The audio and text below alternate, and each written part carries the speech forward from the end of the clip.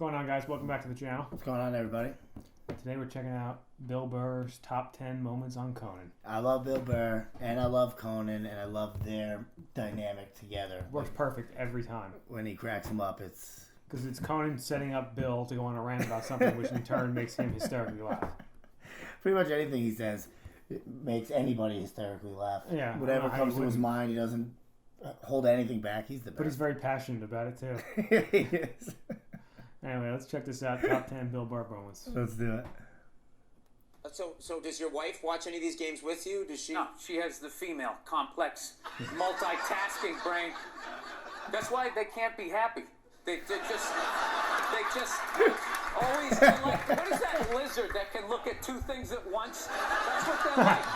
So they got the shoes they want, and then they see some other woman walking in going, oh, look at this skinny bitch over here. She thinks she's cute, right? And that's what I've learned. Oh, God. You know what makes women happy? Nothing. Nothing makes them happy, and that is why they are slowly taking over the NFL, because it annoys them that we can just sit there with like a pizza and a drink, like, that's not holding, just be like, and enjoy ourselves. So you're saying that because you're happy, that you think your wife and women in general want to take They're it? jealous of it. They're jealous how simple the male brain is, that you can just sit there and be entertained and find true happiness, and it just bugs them. So they gotta ruin it. And they're slowly taking over the NFL. You know, all next month, once again, they're gonna dress everybody in the NFL like newborn baby girls for whatever reason. Did you forget that there's breast cancer from a year ago? Yeah, so they're gonna do it again this year. Yes. They're slowly going to take it over, and they're going to move us up. Because I'm telling you, I don't understand why they keep trying to go into a male football league. It's like, why don't you guys band together and start your own league? Get your own thing going. But I realize they don't want their own thing. They don't want their own shit. They want our shit. I don't know what it is. And I think it's because we're happy. We're just sitting there enjoying ourselves, having a good time without them. It drives them nuts, and they just got to go in there and ruin it. So they don't like women's basketball. They don't even like it. They don't even like most of them don't even like football. Like, I don't get it. I don't get like the fascination. Like if my wife is having like 3 of her friends over, I screw. I leave. I don't need to be there and ruin it for her. I know you guys. I'm going to change the dynamic because I'm there. You can't talk about 100% female stuff. Out of courtesy, I'm going to get out of there. I'm going to leave. They can't do that, you're saying? One guy, one chauvinistic jackass understands what I'm saying. He's like Edison. I don't know. He invented all this stuff for everybody. What are you talking about? Did he? Did he sit down and like, I'm going to invent the iPhone, and just sat there soldering, possibly welding?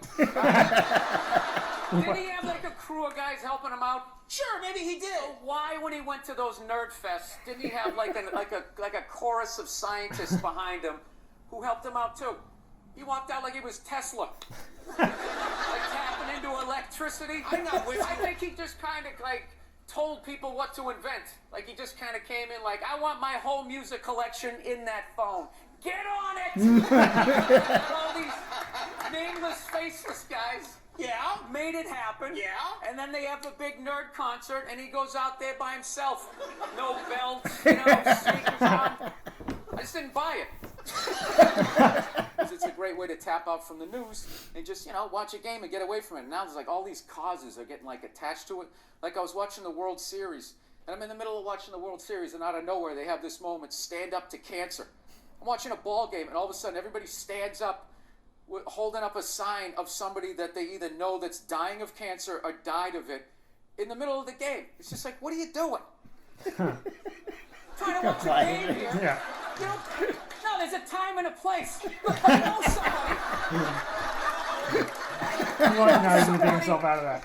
That has died of cancer. I would never go to the movies with you and in the middle of it hit pause and be like, oh, by the way, Conan, I know this guy. He died of cancer. It was horrific. I could have lifted him up off the sheet with 2 fingers. It was horrible. Hey, enjoy. Oh, by the way, I got molested when I was 9. He didn't do anything to me. You know what he did for me? He raised $500 million for cancer research. That's what that lie did. Yeah, it was great. And everybody had the bands on. Remember the bands? Sure. Right? Yeah. That blocked out the sun, right? lights. You know, it wasn't to block out the no sun. wrist cancer. Yeah. Now, the whole thing was annoying, and I hated how Oprah was interviewing him and acting like she was dumbfounded that this guy would do this. Like, she's been in show business for 35 years, and she can't, like, wrap her head around some guy doing whatever it takes to get to the next level. Didn't she, for the first 5 years, have, like, midgets who wanted to bang their mailman's boyfriend? And she didn't want to do it. She didn't want to do it. Go to But she Zoom. had the power to say no, so she wrote it out. And then when she could make a good decision, she did trying a so hard. show. But she stood on the heads of those little people. Until she got she was sitting there across from this guy. You know exactly. Generally belly laughing. It's the stupidest thing I've ever seen. The guy was a sociopath on a bicycle. All right? As far as I'm concerned, we got off easy. Yeah. If that guy was working for a corporation, he probably would have been pouring stuff in the water supply, doing God knows what. Just keep him on the bike. Instead of going up and down the hill. He's not hurting anybody. Not hurt anybody. He isn't. And the top 20 guys, like, all tested positive Yeah. for roids. So our roided up guy beat your roided up guy. And those guys who run that filthy sport, this is ridiculous. He doesn't represent cycling. Are they going to return all the money that they made off of that guy? Huh? They're going to turn in their yachts? They're not going to. They're not going to do it. Everyone turn in your yacht. Are you worried about him at all being in office? Do you think, does it concern you? I don't know. I feel like the president, you only see him like once every 3 weeks. You know? It'd be like if you were dating a chick and she was a jerk, but you only saw her once every 3 weeks. There's like no way she could break your heart, you know? What? Immigration site to move to Canada crashed. Do you think people are going to really move to Canada? Do you I think hope so. I hope so. You want Yeah, people there's to too move to- many people here. The rent's too high and all that. Just thin it out. Give us a little negotiating thing. And then what's going to be funny up there, it's not going to be Michael Moore's Canada. What he said, oh, you keep your doors unlocked and everybody's drinking syrup and it's, yeah. He didn't say everyone's drinking. Talk to everybody of color that tried to make it playing hockey up there. Listen to the stories they had. You're like, were you in Alabama? No, it was in Manitoba. Yeah, those are still white people up there. Just because they're on the other side of the invisible line doesn't mean that they're not going to act like white people. Yeah. So you're not a big fan of Canada, is what you're saying? No, I love Canada, but I don't go up there with like this starry look in my eyes, like everyone's going to be riding around on mooses. It's just like It's environmental stuff. You really are worried about it. I am and I'm not. I just also feel like, you know, it'd probably be a good thing if most of us died. You know what I mean? It would be. There's there's nothing wrong with driving a gas guzzling car. There's just too many people doing it. Yeah. So you got to figure out a way to like thin out the herd, and it's too late. These are the hard decisions that are going to have to be made. We're here to hear about some hard choices. Yeah. So you know how I would do it? What? I would randomly sink cruise ships. He's really funny now. Let's hear him out. Why would you randomly sink cruise ship?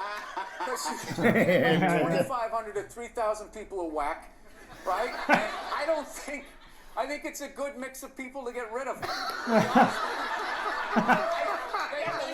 They're not What interested. happens after the second time they catch on? No, because this is what you do. As you're sinking them, you're building an exact replica. So as you're eliminating people, you're like creating jobs. And you just, like a lazy Susan. The latest thing that's driving me nuts is I spent 20 years in the back of the plane, getting treated like an animal.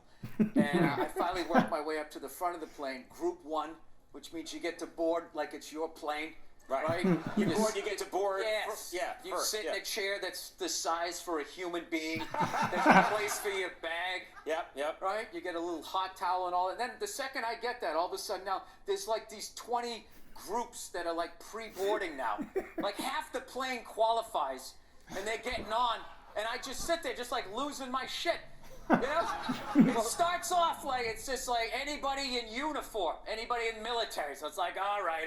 But after like the 20th guy, you just start being like, have you seen action?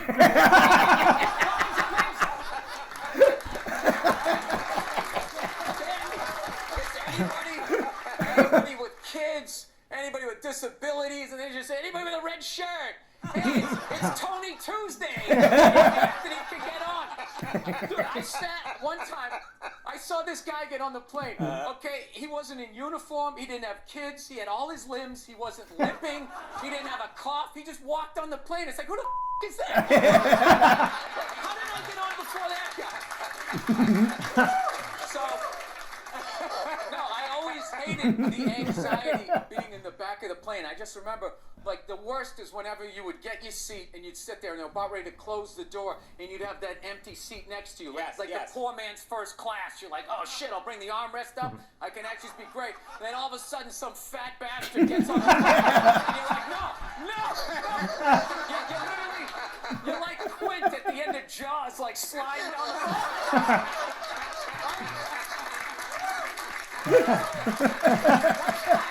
I swear to God, this is all true.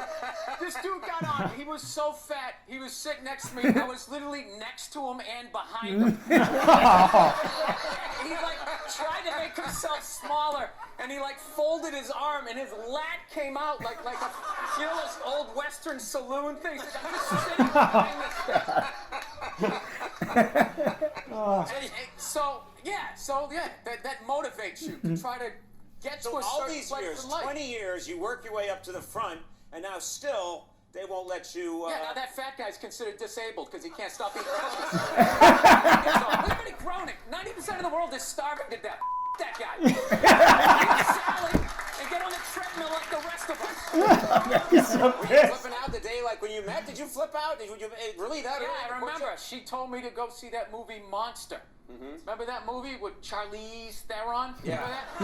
Yeah. And everybody was saying how, oh my God, it was unbelievable. Like, they literally blamed guys that she was a serial killer. Yeah. You know what I mean? Like, when you saw the Jeffrey Dahmer movie, it wasn't like, somebody shoved a tuna fish sandwich up my ass. Confused people with food. Like, they didn't make like a big excuse for it. He had the same reaction as well. Psycho killing people, and she should have died. Watching it, feeling guilt. Do they ever take responsibility for their actions? They're murdering people. It's somehow our fault. It's unreal.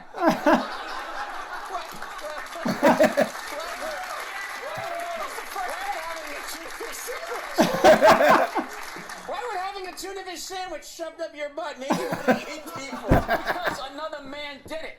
It's another person. So you equated, I don't know, sex with food? I forget how the idea went. But also, she laughed when I said it. She was dying laughing and kind of saw my point. And I always hate when she says to me, she'd just be like, I just don't see where is that coming from? Where is that coming from? It's just like, honey, how many childhood stories do I have to tell you before you follow the breadcrumbs to the psycho that you married? I mean, did you ever take a psychology class like you didn't see this coming? Right. That's what it is. It's not that she says that I'm a jerk. It's just the nerve to be surprised. Just like about annoying people. Like when people tweet, it's very easy to piss off one side. The art is you got to try to get everybody. So you tweet stuff like, Trump is such a dope, he's actually going to make me vote for a woman. And then you just sit back. Intentionally. You just watch him. You're like, that's what I wanted. That's what I wanted. You got to have the children I bet he are does not do being. that. Yeah, probably. There should be the threat of it. Half of it was just the look. It was just your dad was acting like he was going to do it. He never did it, but your mother did. Because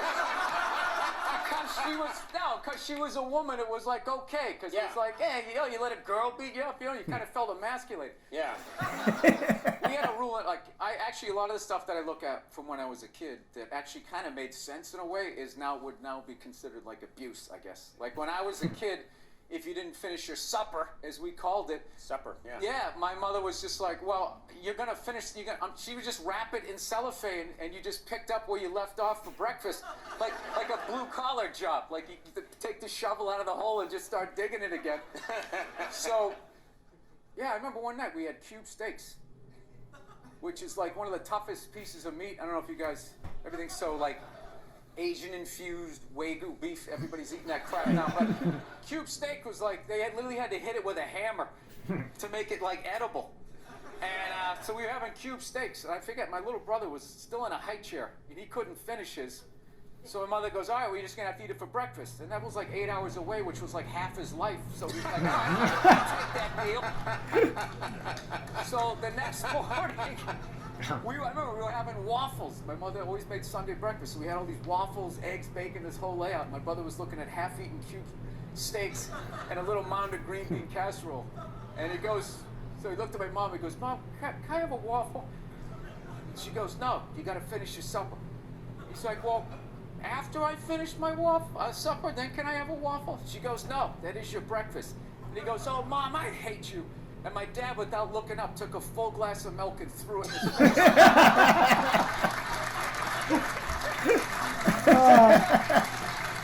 This is what kills me. What kills me. You want everyone today to have as miserable as... No, but it was kind of funny. I just, we know what's hilarious was my mother just popped up and just immediately started cleaning up, and my dad just kept eating. Like he didn't like. No, like the roles were defined back then. Now the guy has to throw the milk, he has to clean it up while telling his wife she's brave, just sitting there, like whatever that is. Then you hear Oh, he it, goes off.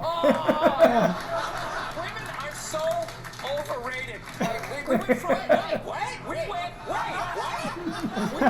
we went from we went from not listening to them to now it's ridiculous. Like that believe women. It's like all of them. He's got a point. How about 85%? I'll give you 87%. But that last 13% that keys your car, lights your shit on fire, and puts a family pet in a pot of stew.